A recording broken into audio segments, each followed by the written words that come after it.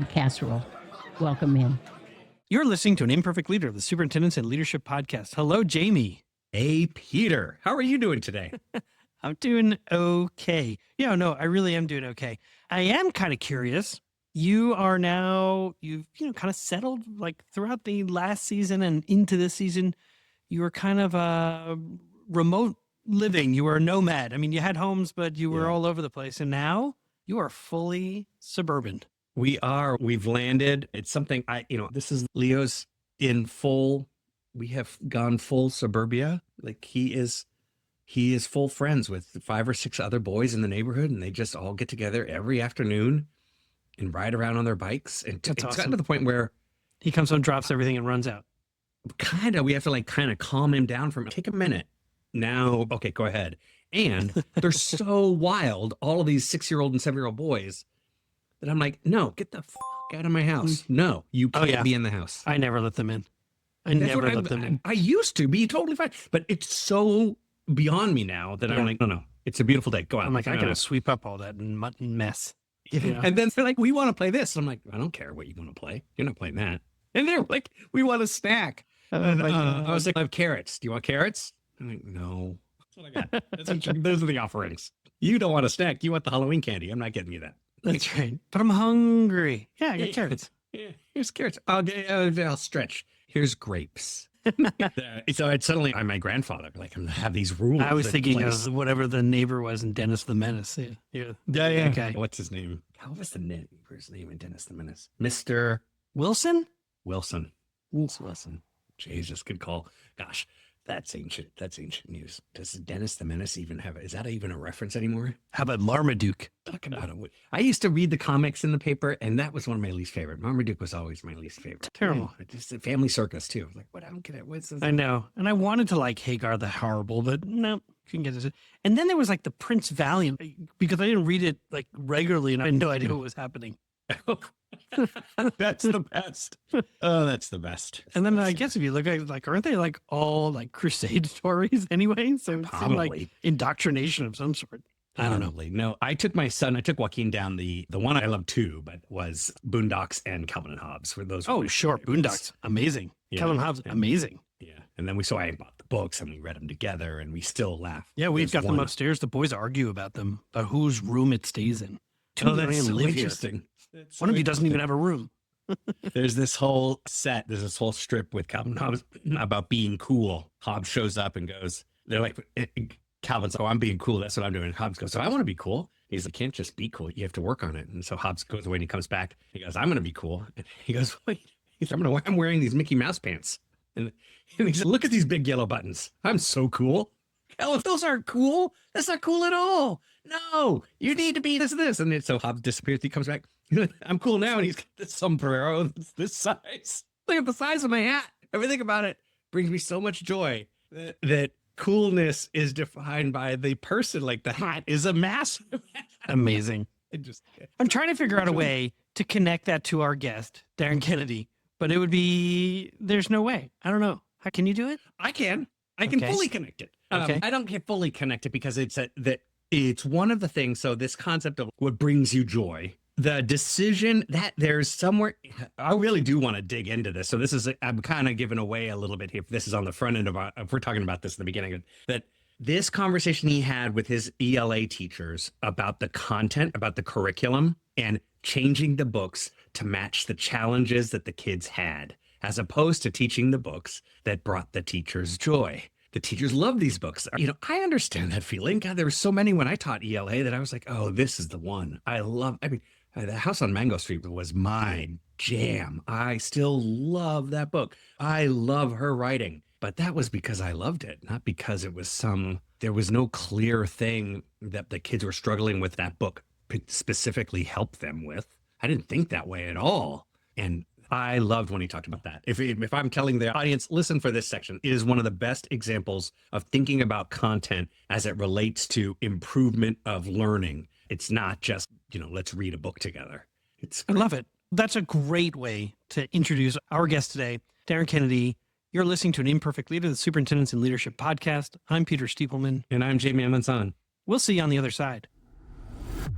Today on An Imperfect Leader, we're joined by Dr. Darren Kennedy. Darren is a district leader in the Sumner County Schools just outside of Nashville, Tennessee, where he currently serves the 29,000 students, specifically as a high school instructional supervisor. He's an experienced teacher, assistant principal, and leader who frequently writes about professional learning and project-based learning. And Darren, we're so thrilled to have you. Welcome to An Imperfect Leader. Hey, thank you for having me, Doc. Appreciate it. It is nice to see you again. We met at AASA, and you being a good steward of taxpayer money, you opted for Uber Share. And my traveling companion, who I hope will be listening to this when it airs, we were traveling from the airport. His name is Shelly Berman. Shelly's a good guy, and he was responsible for our Uber ride. And he also opted for a shared ride. But I think he thought he was just letting the Uber driver know that he and I were sharing the ride. And I hope I'm not maligning you here, Shelly. But so we approach the Uber, and the guy comes out to open up his trunk, and then you approach the Uber, and the driver looks at all of us and says, "I'm only taking two of you. Why are there three of you?" And you were incredibly gracious to let us jump in with you. And then I got to learn that you're from New Jersey. You got some New Jersey roots, and your leadership work is there as well, and have done some amazing things. So again, I'm thankful for the universe for putting us together. I'm really enjoyed our Uber ride. I loved listening to you talk about supporting kids. And so here we are. I mentioned how I'm just kind of curious, what was your take on that experience? I thought it was great. I said, how could I end up in a car with two retired superintendents and being married to the current superintendent? I guess it was it was meant to be. I just felt, if you ever watched the Muppet Show, the two old Jewish guys up, and that was us. Like, we're just like, hey, you know what? So you're a good sport. So I mentioned how you frequently write about education. And in fact, you wrote a book. So you think you want to be a principal, 50 Voices from the Field. I'm interested in the book. And not only because I have a similarly titled book coming out in October, leveraging superintendent voices, but I would really be interested in you talking about your book, because superintendents are going to support principal growth. They need to know what principals are advising each other. And so would you tell us about your book? Yeah, absolutely. I guess right around the pandemic or post-pandemic, I had a couple conversations with superintendents, two sitting superintendents, when I was doing principal coaching and coaching special ed teachers across the nation, around seasoned principals retiring in the midst of COVID. And particularly this one district, staffed, I probably lost around 60% of their seasoned principals, and they did not want to hire at a district. And by default, assistant principals who were novice actually just took the seat. And coupled with principals who were seasoned now having to navigate a new way of learning post-pandemic, a new way of supporting students, parents, the community, the building as a whole. And so I wrote the book for not only aspiring principals, but sitting principals, also for chief academic officers, central office staff, on how to support. It was a lot of new scenarios, new law. It's for pre-service administrators at university levels, and talks with several universities on using this as the 50 Voices from the Field, as including into their syllabi, because these scenarios or these voices are a lot of the things that non-academic issues that really lead to making a snap judgment. And the Voices from the Field is really set up for aspiring principals, higher ed, to really work through some really deep issues that may arise or eventually will arise in the building. And as principals, you can handle one situation wrong, and it will take you a long time to come back. Yeah, it's almost career defining or dismantling. Yeah.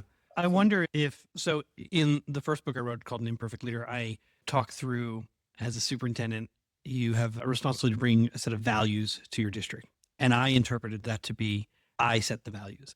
And so I brought, I think, 9 values to the district. And I sort of said, here are our values. And then all of a sudden in year 2, people suing the district from inside the district, internal employees suing the district. And I'm like watching all this kind of stuff like spiral. And I turned to a trusted principal and I said, I don't understand. We've got these values. And she said, oh no, those are your values. Those are not our values. And so that's one voice that when I think about advice, when I provide advice for superintendents, like, oh no, that's got to be an inclusive process with your student voice and teacher voice and custodians and nutrition services and your principals, assistant principals, directors, coordinators, everybody kind of saying, how do we want to be together? What are our nested patterns? What are our values? And I'm curious, 50 voices in your book.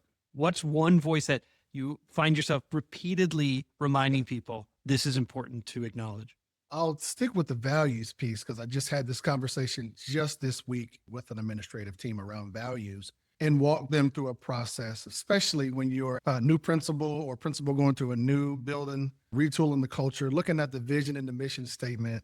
But one of the exercises that I find myself coming back to on values is using that social emotional approach as an admin team to say, hey, no right or wrong answers, define values for me. And they write down the values and then we share out, hey, no right or wrong answer, define beliefs. Because the values and the beliefs of the administrative team have to be a coalition, a collaborative effort to be on the same page as an admin team. And then you can do that same process with your leadership team. And Yeah.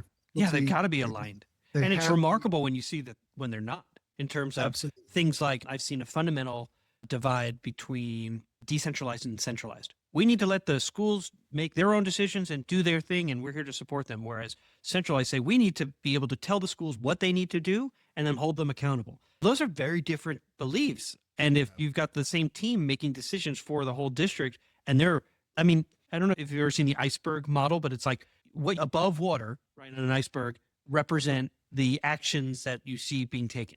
And everything below has to do with the structures of that system. And at the bottom of that base are the beliefs and values and principles that drive it. And if they're radically different, then you've got real conflict. Absolutely. I think one of the challenges from running an organization, whether it's at the building level or a large district, is the beliefs. You think about, just take religion. We all have different religious beliefs. You think about the values in your home, the way you eat dinner, the way I eat dinner. It could be totally different, and it is different. And imagine managing all those different beliefs in students and parents.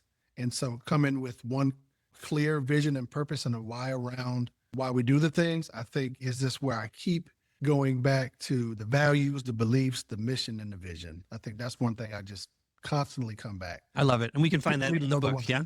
Absolutely. Yeah. So you think you want to be a principal, 50 Voices from the Field. If you're a superintendent, assistant superintendent, responsible for supervising principals, a great book to pick up. I appreciate it. So in the leadership model that I use to advise others, there's a dimension, collective aspiration. And it's actually, as we have just sort of following the conversation we're just having, collective aspiration is the heart of what we do as leaders. It's in that dimension that exists a term, positive connectedness, that willingness to be vulnerable. So you said no right or wrong answer. How do we do this? So it's that some people call it psychological safety. Staff members, students, they all needed to thrive. Let's talk about students though, because the idea here I want to explore is building a supportive culture first before anything else, which is something I believe you just talked about in terms of the culture that you set before anything else. And so drawing on your decade as a secondary principal and your current work coaching school leaders, how do you see school leaders really successfully prioritizing that student social emotional well-being and then in creating that safe and supportive environment while also addressing their academic needs? Absolutely. I've seen, and I'll say post-pandemic, I've seen a real hardcore shift on focusing on the whole child, from MTSS to eye contact when entering the door, handshake, character strong, a lot of safe spaces in the building, adding additional staff for students to unpack what's happening in their community, what's happening in their home, classroom space. I've seen talking circles. I've seen spaces for peace rooms for teachers. I think that was one of the cool things I've seen. What is that? It was a room where if a teacher was having a stressful day post-pandemic from going from learning remotely or the lack of learning loss, if they were feeling stressed, it was a room where it was calming. There was a fish tank and just a space for them to relax if they had that moment. And so that was really cool. It was one of the really cool things I saw. And then giving teachers the same emotional support that we give students, because we know that trickles down. So I've seen a real hardcore emphasis around knowing every student by name. And then that in turn breeds into personalized learning, actually mirroring the two of looking at where the student is as a whole, academically, and then behaviorally, to really start to break down the barriers and close that academic achievement gap. As Maslow's hierarchy of needs says, that the number one thing is that sense of belonging. And I think the sense of belonging constantly changes based off of what happens out there in society. So we adjust as educators, are flexible. But overall, I want to give kudos to teachers and administrators for just being resilient.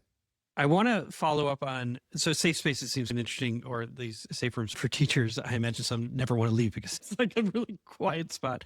You mentioned sort of circles in classroom. And I think before the pandemic, educators understood the value of that class meeting or the restorative circle, just that sort of circling up in the morning or at the beginning of class, just sort of doing almost like checking the oil in your car. How are we doing? Kind of thing.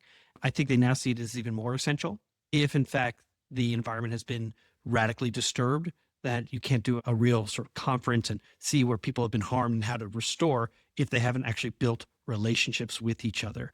And what you're just describing to me sounds exactly what schools should be doing. And I recognize you're now responsible for lots of buildings, interacting with lots of educational leaders. Are you seeing, I guess, what appear to be some of the, why don't we take it from an appreciative lens? Because an appreciative lens would say, these are the things that are going well. And so how do we get more of it? So as you step into schools, one of the things we ask leaders to do is just like, how does it feel when you're in that building? Because then you get a sense of how people are respected. And so what are some of the things that you're seeing in your own district that you would say, look, this is going great and I wish we could see more of it? I would say the character strong piece. Yeah. What is that? Or the door plus one more, which is explaining where you are literally greeting kids as they come in with eye contact, getting to know them by the name with the fist bump, high five.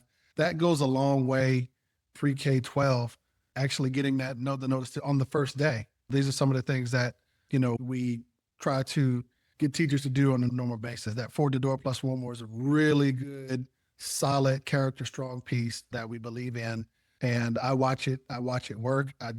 I think it really personalizes the building, whether you have 1,000 students in high schools, a large 1,800 students.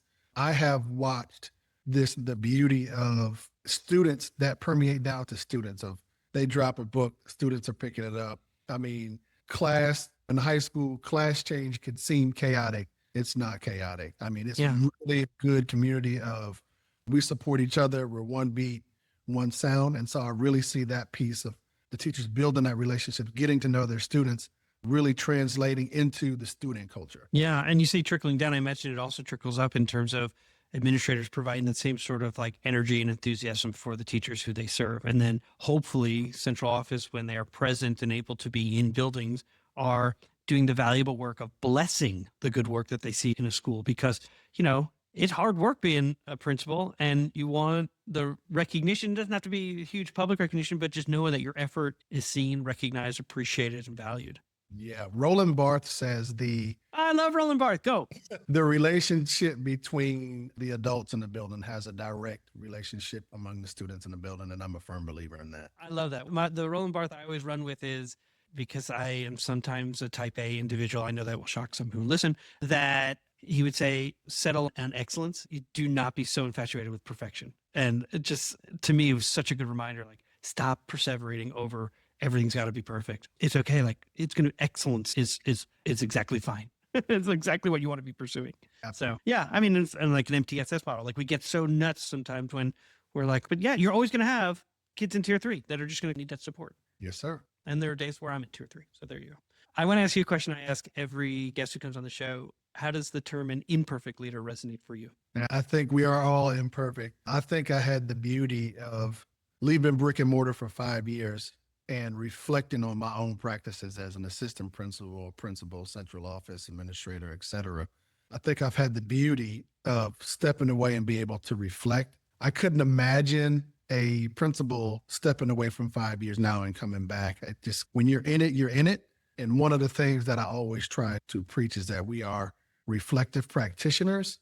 And sometimes it's just hard to turn off the principal switch, which is 7 days a week. Your mind is thinking about something. And that's where my mind goes of we can always do better, but having that time to reflect as a team is a crucial part that I often think that leaders don't get enough time to do with like-minded leaders or with leaders in the district. Because one of my answers is some of the best answers for your district is within the district. We just need to carve out the time for principals and leaders to talk to each other.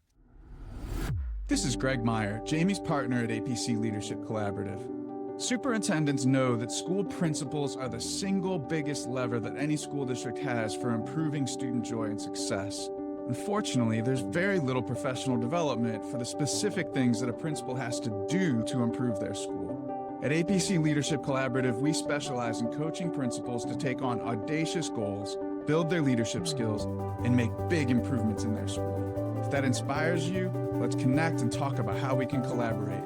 Find APC Leadership Collaborative online at apccolab.com. We're back for segment 2 of An Imperfect Leader called Imperfect Leadership in After Action. And my guest today is Dr. Darren Kennedy of the Sumner County Schools in Tennessee, a leader and an author. And in this segment, we ask our guests to deconstruct a decision that they made, and then we talk about it. So here we go. What happened? Awesome. I will go back to 2014 when I became a principal of a middle school that was probably in the lowest 5 to 10% academically performing in the state, Tennessee. There was a heavy emphasis when I became the principal of intervention. Kids are fighting from the rear. We need intervention, coupled with every single acronym. You need PBIS, you need PBL, you need IXL, you need iReady, you need everything. And so when you're going into a turnaround situation, one of the research-based models I used was John Cotter, which is having a sense of urgency around the work and change. And so the sense of urgency, it's a sense of urgency, number one, and number two, you build a coalition, make sure the coalition have the same values, then you can move forward.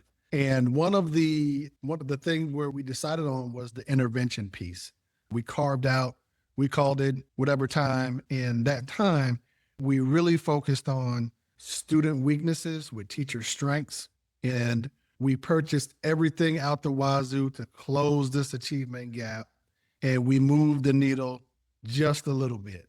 So in reflective practitioner, and I asked one of my esteemed mentors, and her answer to me was supplemental curriculum will not be the sole reason to close the achievement gap.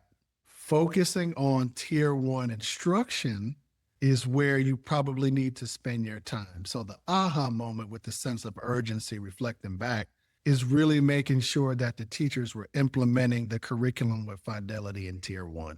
Amazing. Before you go on, I want to make sure I understand correctly, because I think what you're describing is exactly how superintendents also would describe certain sense of urgency, whether it's for a principal, they're hearing it from their immediate supervisor. You've now inherited this school district. We think that there could be great achievement improvement. We've put you in charge of it. And here are every bit of intervention to serve as really, we've got a sense of urgency. We got to make improvement. Superintendents get a very similar set of marching orders from their board of education that say that school is not doing well, and so you got to do something about it. And we often think that we only get a certain number of years, so we're going to do it quickly. And the real work is in that tier 1, the universal application of great instructional practices that are going to absolutely get to that, so you get to your 80 and 85%. And then interventions possibly get implemented as a way to supplement, not supplant, good instruction. So did I sort of capture that, like what your experience was? You had the sense of urgency, and maybe what got overlooked was, and what you were helped through with good mentorship from a loved one, which is, hey man, take a step back and improve instructional practices among your teaching staff. Yes, absolutely. So let's talk about that process, because now you've been putting a ton of energy and training around getting people trained in all these interventions, whether it's PBIS, which for behavior, IXL for academic stuff, whether it's the iReady stuff, whether you got a lot of folks that are adopting lots of different ways of trying to implement change.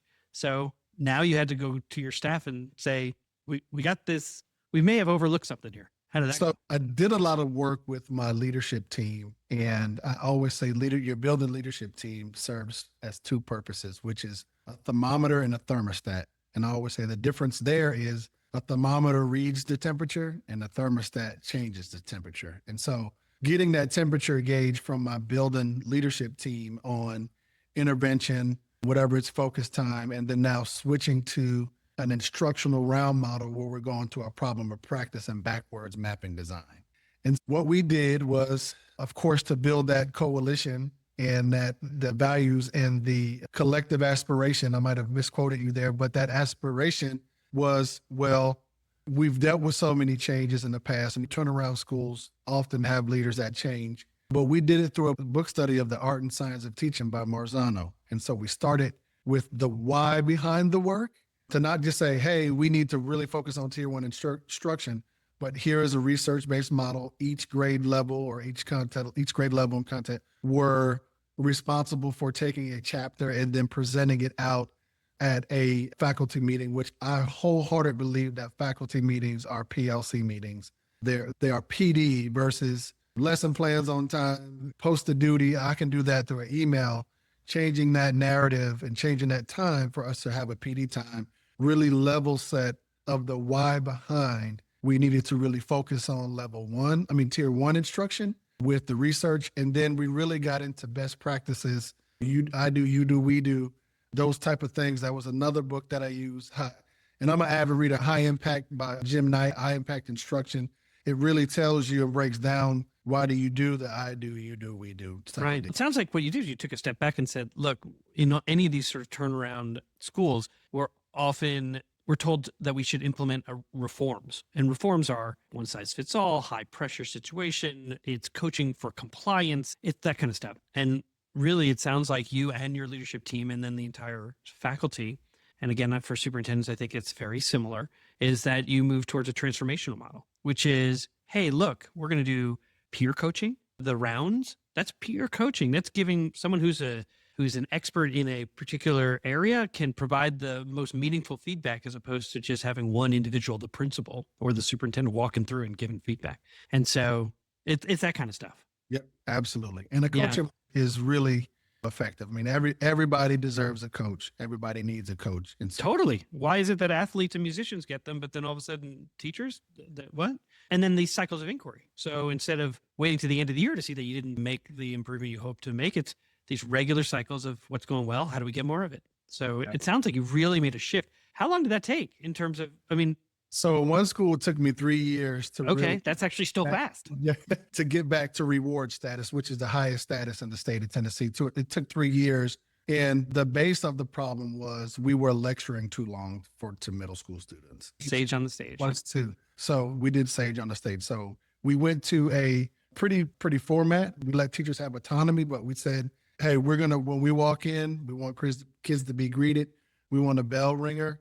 After the bell ringer, if they're 12, you can no longer lecture than 14 minutes, their age plus 2 minutes. And after you lecture, then we wanted to go into differentiated instruction.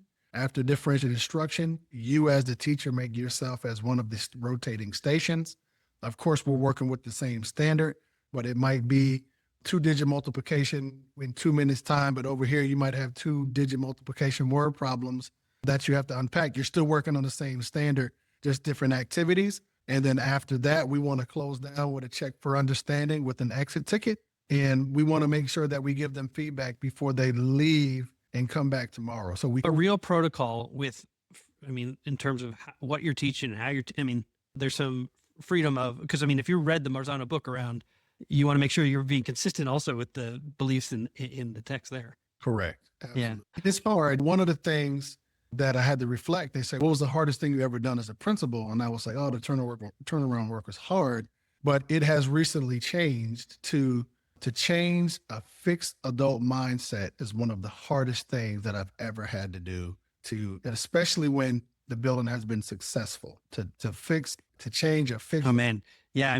Look, two things come to mind when you say that. One is those schools that have been successful with a very traditional model. And then you say, in some ways you're a lucky school because the socioeconomics here are so high that didn't matter. But yet you're trying to find opportunities to give kids real, authentic, relevant learning and relevance needs to be defined. In my mind, it's of student interest that is not just preparing them for work, but rather preparing them to be the kind of thinker that any employer would want, to be a successful citizen, to be a successful person. High interest, real project learning. That's hard. Absolutely. I think one of the biggest knockdown, drag out educational conversations I've ever been involved with is when I challenge a 6th grade team to pick the same novels based off of our Achilles heel. So if we wanted to pick a book that was heavy on context clues, using context clues, let's pick novels where the author is actually really pulling that out. And it was the biggest fight you ever thought, because I've been teaching this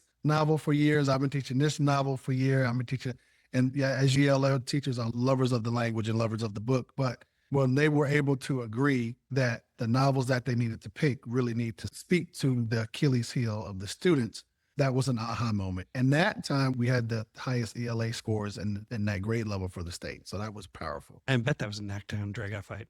Are you telling me what we need to do? Look at our scores. You're like, I know, but we could do better. All right. Typically, the after action review has what got overlooked. What'd you learn about relationship? I'm curious, and what could you have done differently? And so, I guess looking back on this experience, you apply all these different interventions, you get your return. It's not necessarily the return on investment you had hoped for, marginal kind of progress. You do your own sort of reflective practice around what happened. And what happened was we were intervening on student skills and not taking that step back and recognizing actually we have to improve our teaching and instructional practices at the tier 1 level. What could you have done differently as you look back? Great question. I think really at the time, I think I didn't have enough time to assess the situation because I was a late hire. And I think So you didn't get the opportunity to do the temperature. You didn't get Absolutely. yeah. I didn't get to check the temperature. I taught, it was over the summer, couldn't hold an official building leadership team meeting.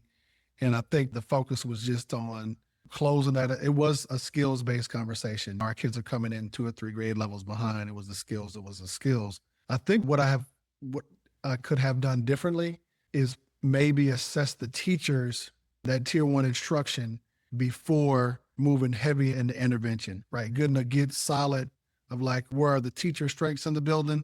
I think that's something that I would have probably done differently to maybe move towards calibrating with my admin team on what best teaching practices were happening in the building and then build from there. But I think the sense of urgency, like I said, we had little games, but I think the sense of urgency, I probably would have switched to what is happening in tier 1 instruction right now? How can we improve tier 1 instruction?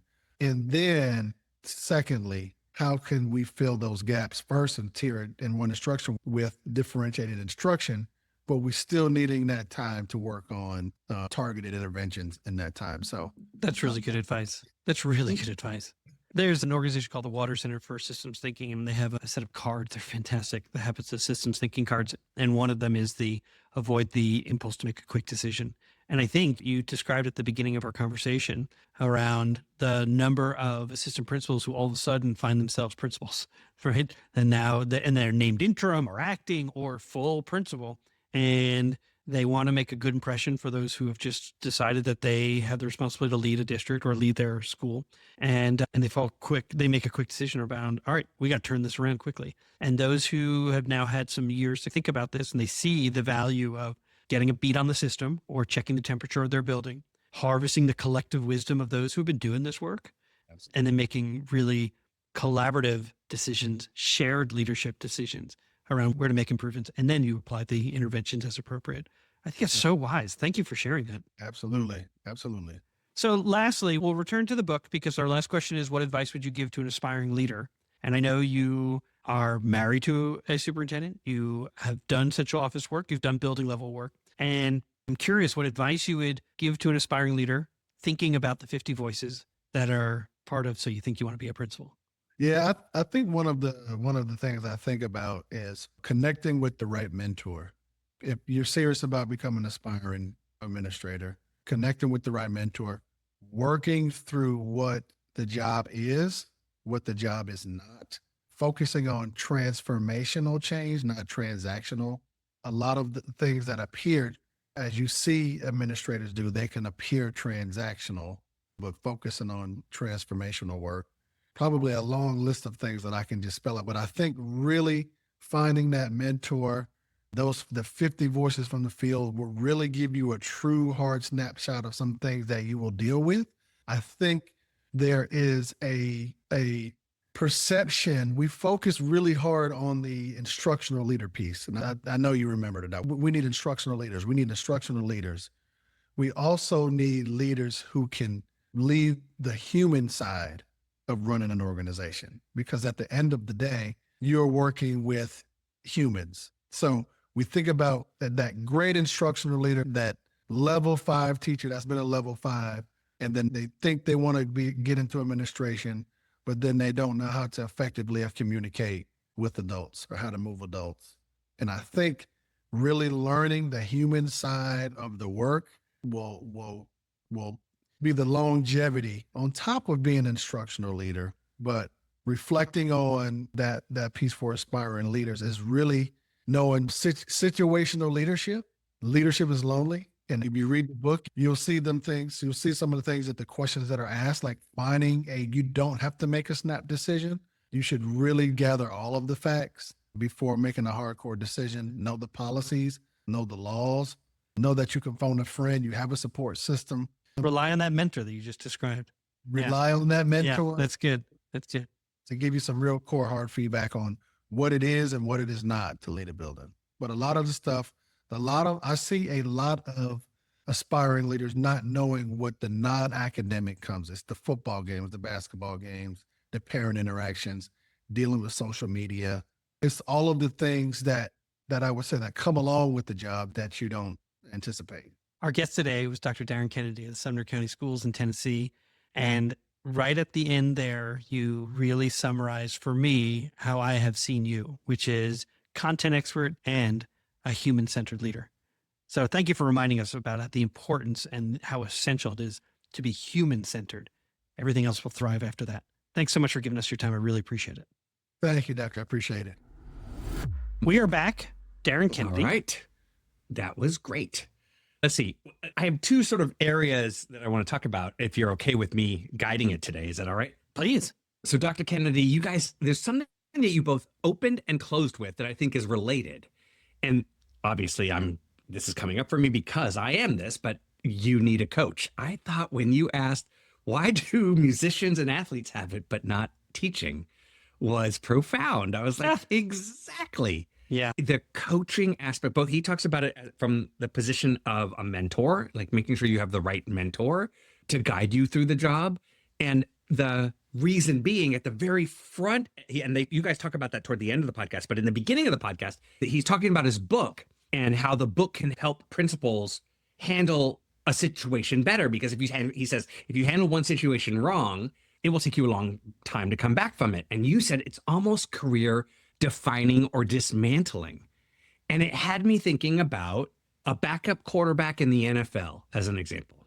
They have failed multiple times all over. And yet there they are still.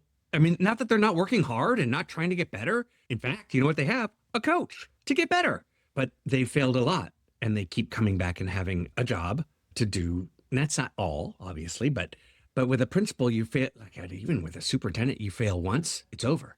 You know who you need? You need a coach. You better be practiced. You got to get ready. Is it fair? No, it's not fair at all. Why? Because anybody who's a first superintendent is of course going to fail multiple times. Having someone where you can get better and they can guide you and give you some feedback and walk you through it, role play, all those things makes such a difference, Peter. I can't emphasize it enough. That's what can make a difference in terms of you getting off on the right foot, getting the Brene Brown idea of the trust in the jars, the marbles in the jar. You'll get more marbles by having practice with someone else, a mentor or coach. And then by the time you do make a mistake, you'll have enough marbles in the jar that you won't lose your job for it. That's interesting. I talked with Owens Saylor today in Kentucky, and he does a lot of work with superintendents in the state of Kentucky around development. And, one of the things that he said to me as we were discussing just the leader longevity and how we both are committed to trying to help leaders be able to stay in their positions longer, and that this podcast or in other respects, coaches and mentors can help really support so that you are making more predictably successful decisions. And he said that it's no longer really that it's a crisis, the fact that superintendents don't last for more than 3 years. He said it's just the new normal, and that we have to be then mindful of that. He said we have to stop talking about it as a crisis because it hasn't stopped. So this is kind of the normal. And so it's why this podcast, why the work that he does, why the work that you do at APC, like why it's so important to serve as that coach or as that mentor or to be that thought partner alongside you. And so like regular starting quarterbacks need those backup quarterbacks. They probably should come up with a different name for them, because that doesn't mean that they're not good. I mean, they have to be ready to be able to step in at any moment. So they have to be NFL caliber. And I imagine they're also on the sideline calling plays, being a thought partner for the starting quarterback. And so it's almost like we get to be that sort of support as well. One of the things that Owen Saylor mentioned was that really what we're trying to be available for is this idea of eroding resilience, is that so many superintendents and probably pro athletes to some extent, right, they're given very few opportunities to make those mistakes or to fail, and they are quickly replaced. And so we see that with superintendents, and certainly we see it with principals too. So how do you create the conditions where it's okay to try and fail and use that as a learning experience so that you make better decisions moving forward? I mean, I'll use that as a fractal, as a big example for what Dr. Kennedy talked about in relation to the shift in the classroom that he was looking to get. That when in his after action review, he talks about going in and being a principal of this middle school and having all of the external supports, the tier 2 supports, in order to shift a low performing middle school. And the advice he got from his coach was, focus on teaching. That all those programs could be helpful, but they won't change enough. In fact, when he did implement those programs, what he saw was marginal improvement. That's right. And so the shift is that what you're trying to create in the classroom is a space where kids can fail and learn over and over again, that there's multiple ways for them to access information. He's basically talking about very clear, differentiated instruction, different approaches. But that's the fact that we're trying to create that in the classroom for kids and we struggle with it is, why do we struggle with it? The whole system struggles with failure. It can't let failure happen. So we struggle with kids failing, and then we tell kids they did it wrong. So, okay, this is what I want to say about one of the things I was thinking about as you were describing this is those schools that have had great success in helping kids and being a part of a child's development, growth, and achievement are those that really do cycles of inquiry. Yeah. They recognize what's working for most, and then they can intervene for what may be just a slight area of struggle, and then intervene even more intensely for those who are really struggling. And when you don't have those cycles, so you call it a professional learning community model or an RTI model or a multi-tiered system of support model, whatever you want to call it, I don't care. But what matters to me is that you're incredibly thoughtful about what you're trying to achieve, what children need, and then meeting that need, and really focusing on that universal, or what is often referred to as that tier 1 instruction. And that's what Darren was talking about. I was so quick, and I have been victim of this, is because an intervention protocol or program, some kind of box arriving, gives you a sense of hope. Oh, great. If we could learn this, then we can really intervene and help kids. And it's, well, hold on a second. Let's just look, if 60%, 50% of our kids are not meeting what we said is the benchmark for what we're trying to achieve, that's a tier 1 issue. And we got to, it's not intervening for kids, it's intervening for the adults. What do we need to learn to do this better? Brother, dead on. I love that. Dead on. And it's so hard. It's so hard, no doubt, because they're not cogs. They're kids. No, they're people. The adults. The adults are saying, yes. I work my butt off. Yes, it's you do. really hard. Yeah, it is. Yeah. It really is. And because this third grade team of teachers will not necessarily be the third grade team next year, particularly in a metropolitan or urban district. And so now you've done some professional learning, upskilling, and then the next year you've got a whole new teacher or teachers on that team who need some foundational skills. And that's really frustrating for those who have been there for now a few years going, oh, we're doing this again? Oh, we're working on this again? So that's about the only time I'll use the word differentiate, because I like it for teachers in terms of what do you need to keep getting better. For kids, it's something we say a lot, and it is so hard to do. It's so hard to meet needs. I really had mixed feelings, both great and, that's so interesting what they did here when he said that, he said basically they're lecturing too long to the middle schoolers. And I'm like, I love that you know that. I love that you know the brain science behind 1 minute per year of age plus 2, which is funny too, because that presumes that it goes up. It does not. So as older adults, it doesn't my mom doesn't have 80 minutes plus 2. We start to diminish. Sorry, I was going to say, because I have a parent who's the same age. It's nope. I got to get in and out. I got to get to the point. Exactly. And so that's me too, right? So eventually, mine goes down as well. Everyone's goes down. But then he said, I want to read the structure that they gave. He said, we went to a pretty structured format. We let teachers have autonomy, but we said, when you walk in, we want kids to be greeted. We want a bell ringer. After the bell ringer, they can lecture for 12 plus 2, so 14 minutes total. After that, into differentiated instruction. And in differentiated instruction, you as a teacher make yourself one of the rotating stations. We're all working to the same standard, different stations focusing on different things. And then after that, we want to close down and check for understanding with an exit ticket. We want to make sure that we give them feedback before they leave and come back tomorrow. I'm like, hallelujah. Yeah, Exactly. I agree. I mean, sorry, hallelujah.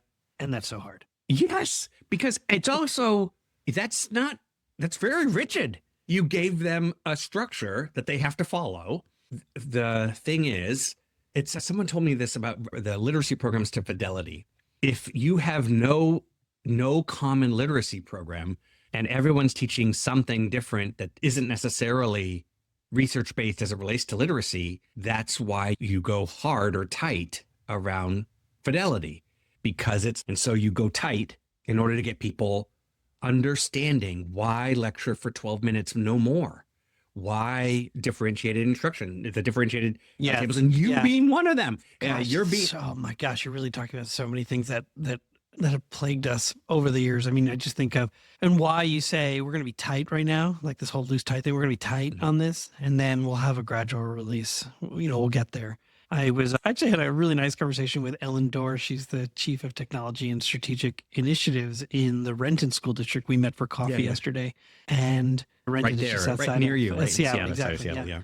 And we were talking about a lot of things, and one in particular was just, she was a middle school teacher. She loved middle school. And so, listening to how tight one needs to be around what he was describing, how difficult that can be, particularly at middle school. Like, I taught third grade. You can get there. No problem. Like, those kids are fairly compliant. You walk on water. Yeah. So creating those centers and then watching and maintaining that you're actually doing what you're supposed to be doing in those centers, as opposed to just being like, yeah, they're in centers and then they'll focus when they're with me. Really hard work. I stand really in awe of those who can do it. And yet it's still absolutely appropriate call for a classroom, for a school, for a district to say, this is what we believe of what high quality instruction can look like. It's what I harp on in every system partnership that I have when it's system level, but it's also with even if I have a partnership with just a teacher team, instruction is everything. How you teach matters more than what you teach. And that's what he's talking about here. I do have one nit to pick as a pedagogy guy. And he talks about, he used Marzano and then he used Jim Knight's high impact instruction. And he quoted the I do, we do, you do. So the framework that we use that comes from out of Chapel Hill by Sharon Ritchie called First School. This is a 10-state study or 12-state study over 10 years about high impact instruction. It isn't just I do, we do, you do. It's I do, we do, you do together, you do alone. And the you do together, skipping that step, you're actually skipping the most powerful part of instruction, in that the metaphors that can be used between students is greater than any metaphor that you can provide. It's something you actually said last week in terms of, even if they're off topic and talking, it's still better. So important. That's her research. That's her research. Her research. Well, I listen. It's so good. And so that's where I'm like, oh no, there's one step here. And that's what he mentioned in the structure, that differentiate, those small groups working on different things. If the teacher's not there, he's basically saying, you do together. So they're in the structure that he presented to the teachers. And I think what we have missed, at least in my past work, is that we may have missed the you do together, and then in our own mindset to say, and that's okay even if they're off task a bit, they know what their goal is and what they're working on, and that there's power in the conversation. So there's power in their ability to assess each other and having them say, here's what I'm trying to figure out, and telling someone else. Yeah. I loved it. I still love that frame. And I just love the way Dr. Kennedy talked about instruction generally. I feel like he was just speaking my language, and I'm like, if he wants to talk instruction anytime, I'm in. Plus Nashville, sure, I'll go to Nashville. Sounds great. It's a great town, right? So it's where ASA is this year, so that's nice. Yeah. One of the things, I guess, in closing that I would say is, it's encouraging when we get to meet leaders who are here's the thing. I recognize that superintendents really have to be civic leaders. We've heard that now over and over this season. Over and over. This, particularly during these fraught times. And it's also refreshing when you meet a leader who is also wants to talk about instruction, knows their role in terms of civic leader and politics and all that. Like, we need to have those episodes. We need to be thinking about that. Yes. And it's almost, I don't know if it's a palate cleanser or just a reminder, oh, we're in the business of education and teaching and learning. And isn't that great? It is great. What's great about the superintendent in Sumner County Schools is that they know that they need a Dr. Darren Kennedy to help them do their work, because Dr. Darren Kennedy is holding an instructional frame as it relates to the principles that are trying to create That's a strong really good instructional point. leadership. It allows the superintendent to be almost freed or liberated, or just to know that work is ongoing because there are so many other things pulling their attention and their talent.